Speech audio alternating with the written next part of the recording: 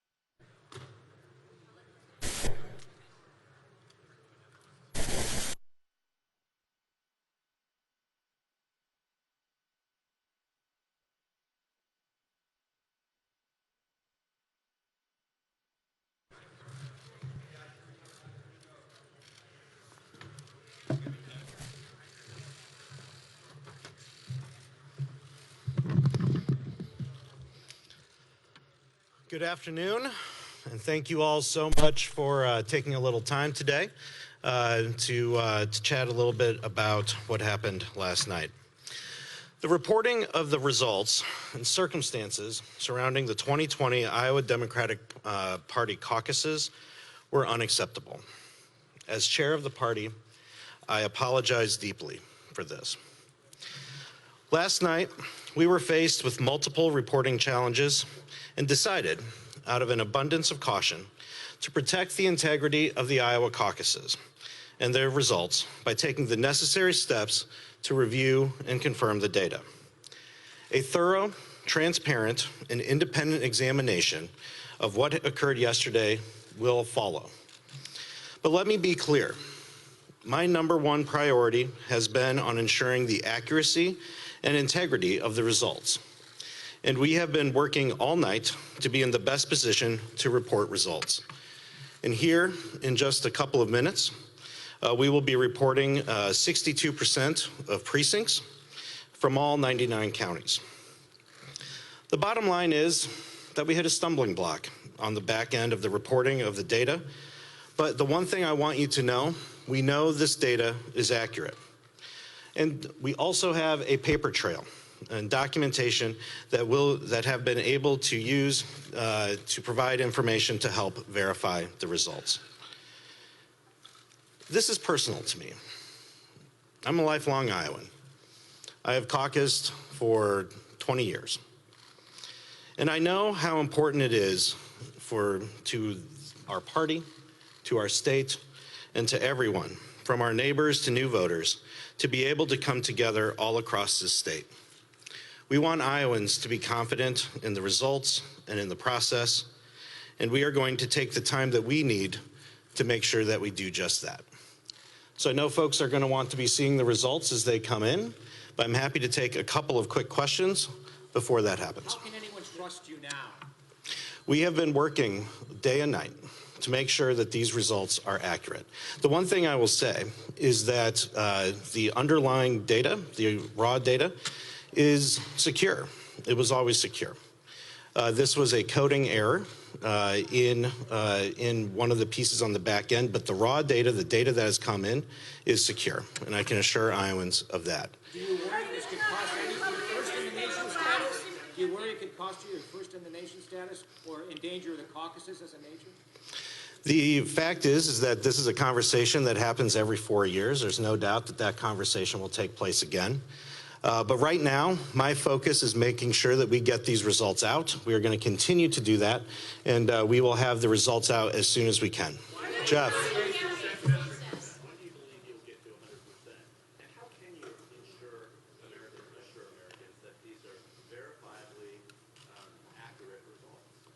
Well, we're going to take the time we need to get these results done. Now that we have the first batch that's going to be coming out here in a couple of minutes, we're going to continue to go through our processes, verifying everything. But the thing to remember here, folks, is that we have a paper trail. We have always said all along that throughout this process that we have backups to this system, that we have redundancies built in. And one of the ways that we do that is through the paper trail. Now, the fact is that as we started doing this last night, it took longer than we expected. And so, but my paramount concern is making sure that these results are accurate and reflect what happened last night in caucuses across the state. We're going to do just that, and we're going to take the time we need to do that.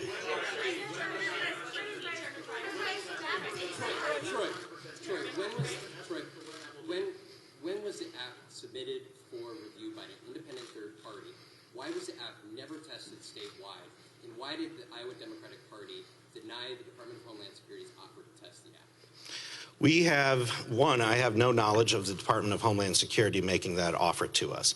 I will say that we have worked with cybersecurity experts, nationally renowned cybersecurity experts, to test this app and to do testing and security checks on this app.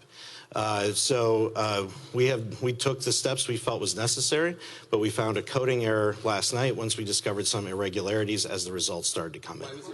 Yeah. But why was it never tested? What's that? Were there any coding discrepancies during the third-party testing? No, there weren't, and that's why what happened last night is simply unacceptable. And so again, we're going to have a thorough and independent review of exactly what happened last night. Right now, we're in the process of making sure that we get these results out, and that's what we're going to stay focused on. Yeah. Yeah. Donald Trump has suggested that this whole process is rigged. How do you combat that? How do you assure Americans that this is trustworthy, this data? We have said all along that we were going to make these caucuses the most transparent possible. This year, we're reporting out more data than we ever have reported before. And in addition to that, we have paper trails that we've never had before. And so we're going to take the time we need to verify these results, but these results are being based off what happened in the precincts last night.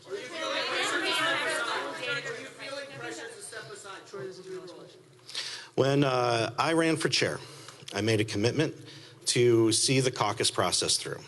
That is what I am working on. That is what I will continue to work on. And whatever happens after that is to be determined. Anyways, thank you all, folks. The results are coming in. We will see you later.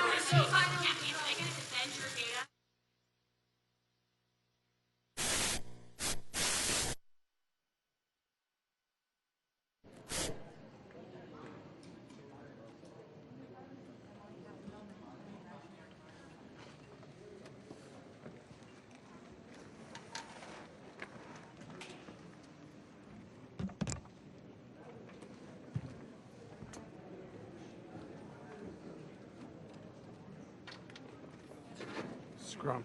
Nora, yes, the app was pure, but it didn't work. So when people try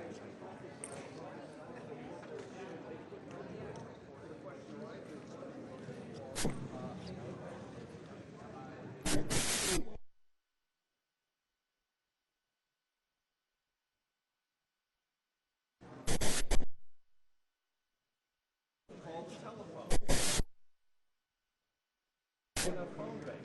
People were on hold for an hour and a half to go.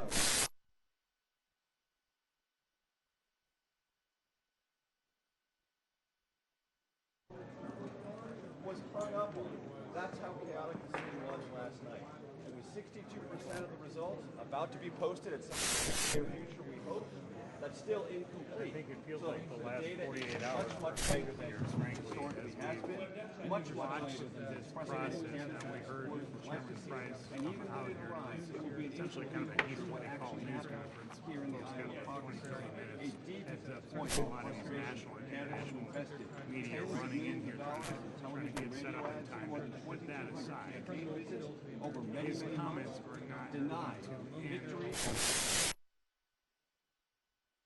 political judgment of Iowa this app system, and this is something, mind you, that the Democratic National Committee was essentially forcing some of these changes on the Iowa Democratic Party for this idea of trying to make the caucuses more accessible and more transparent after seeing problems in 2012 on the Republican side where they ended up with one person won, and that person didn't really win, and then in 2016, some of these caucus sites were really overrun with people. They didn't have enough volunteers, not enough space, not enough papers to take care of all of this, and then there was the confusion afterwards about who really won. So that took hold. So there's a lot of increased pressure to get this right, to get more people to take part, to get these results out so people felt comfortable. But the questions they're still going to have to deal with is about this app and why was this thing not tested out in a different way? Was it?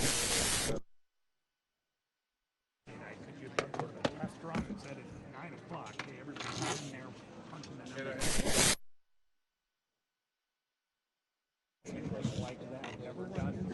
Those are some of the questions space. Look, maybe use that out. Just they acknowledge that there were a lot of concerns about this.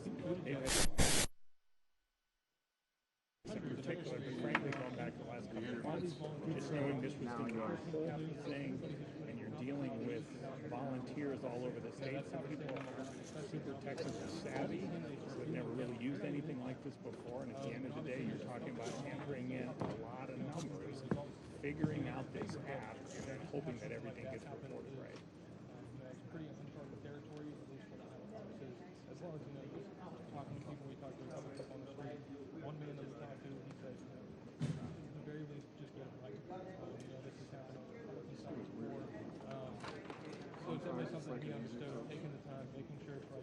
I haven't, and from what we were told, the campaigns did not get a peek at this before Chairman Price came out here, so they're seeing some of these as everyone else is. But also know that particularly a few of these campaigns had enough people out, so they had a pretty good sense.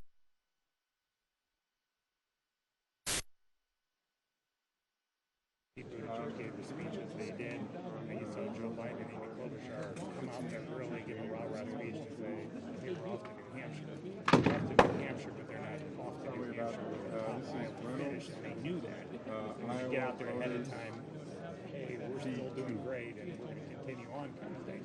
Elizabeth Warren still expects to have a good night here. We'll see if it's 2 nights once we actually see the numbers here, or weeks, or whatever this is going to be, but a top 3 finish. So Sanders, Buttigieg, and Warren, we would expect will be the top 3 finishers, but based on what we just heard from Chairman Price, we're still not expecting to see 100% of the numbers. He said 63% will come out here. They will be from all 99 counties, but that's not 100%.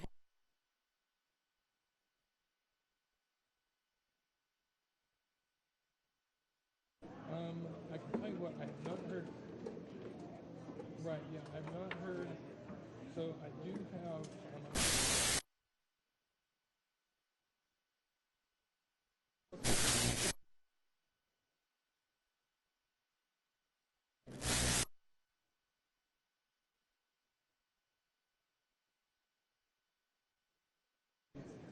Just from what they're reporting, Sanders has 337. After that is Warren looks like has 246, and then Biden has 210. So it looks like, at least from what is being reported on Sanders and Buttigieg so far. And then as well as, for a minute, go ahead. Oh, it's okay. I was just going to say.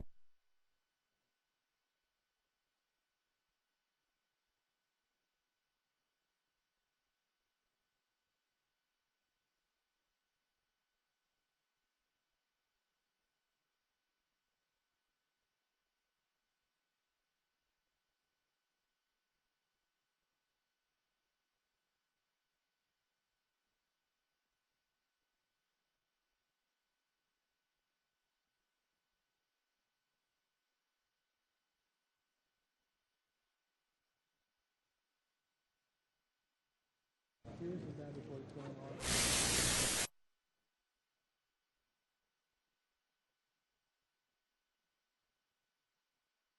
Possibly the last plane out of the morning to the Hampshire. As for the other ones, I can only imagine that there have been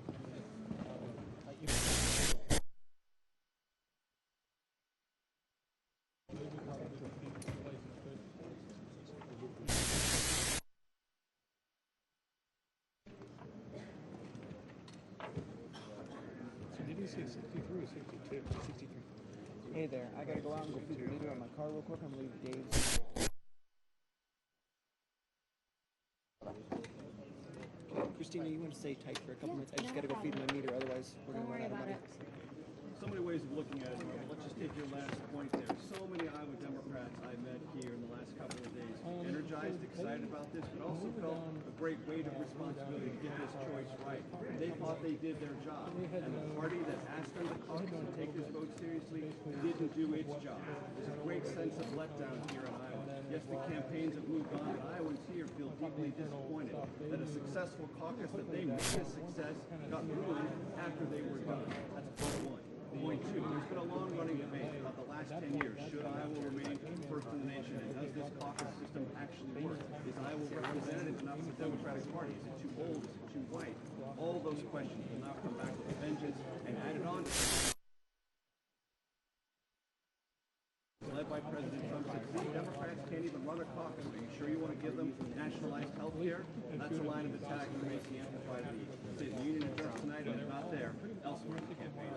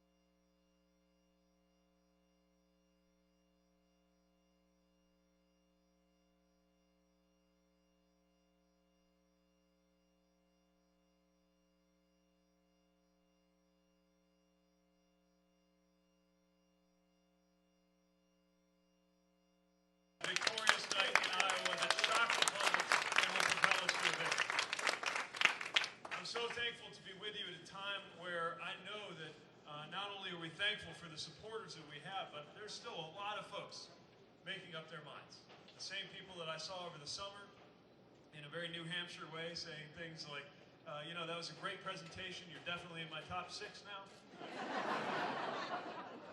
To this moment, where I think everybody is aware of just how much is at stake in ensuring that we make the right choice in this nomination, and then, of course, in November. And we can see how high the stakes are by watching the national news, which, even for me, as somebody who lives and breathes politics, is exhausting. And I think it creates a temptation, just watching it, to turn it off and walk away.